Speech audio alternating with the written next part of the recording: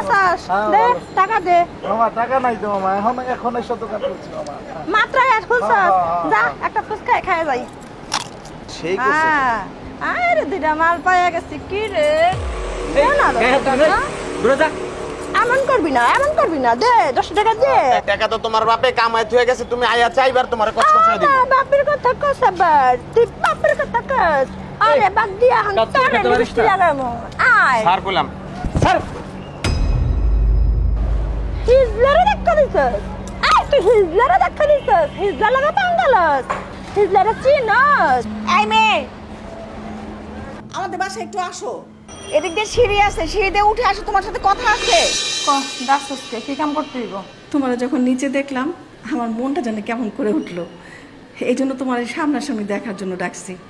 তোমার দেখার পর কেন জানি মনে হলো তুমি আমার খুব আপন।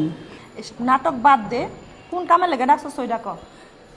না না মা, আমি তোমারে কোনো কাজের জন্য এই ডাকি নাই, সত্যি কথা, আমি তোমার সামনে বসায় দেখার জন্য ডাকছি।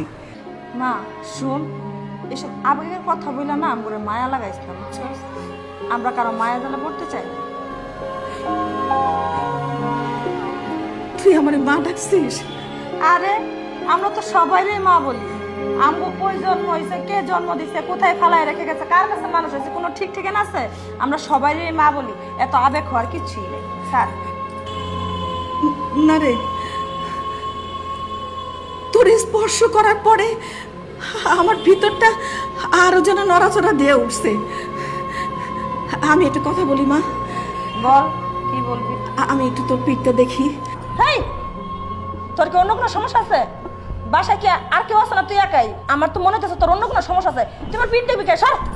না না, অন্য কোনো সমস্যা নাই, আর বাসায়ও কেউ নাই মা। তাহলে তোমার পিঠ দেখবি কে? আমার শুধু একটাবার দেখতে দে।